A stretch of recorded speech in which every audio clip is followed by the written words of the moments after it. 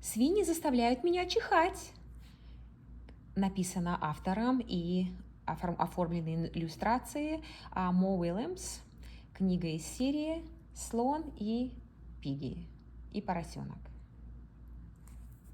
Великолепная книга, великолепная серия с замечательными героями, забавными иллюстрациями.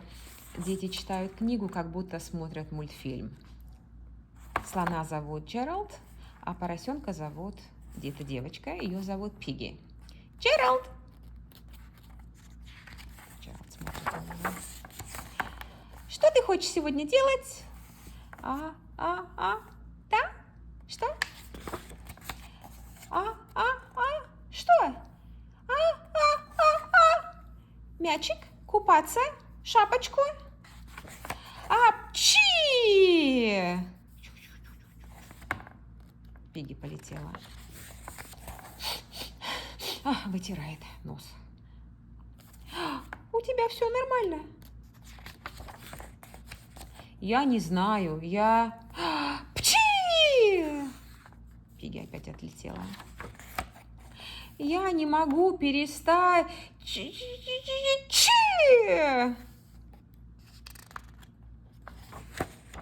чихать. О, нет. Ударилась головой. А что если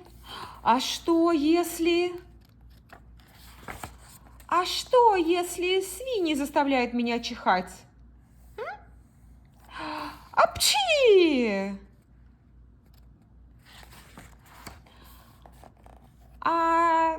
Ты не мог бы попробовать чихать чуть-чуть потише?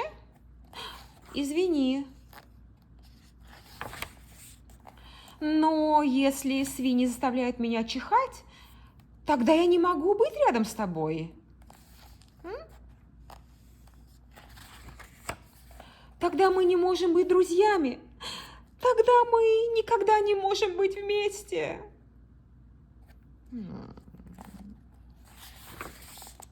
Но, Джеральд, ничего не говори, не надо. Уже поздно.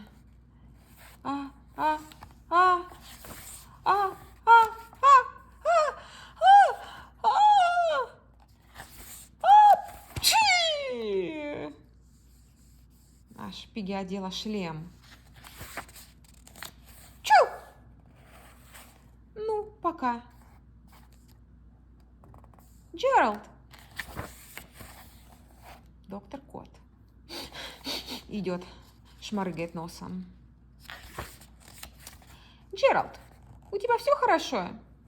Нет, доктор Кот, у меня не все хорошо. Слушает его. Свиньи заставляют меня чихать. И Пигги – это свинья.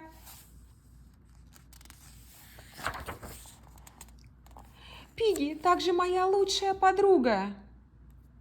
А котик ему вот градусник дает. Пчи! Доктор Кот аж подлетел кверх.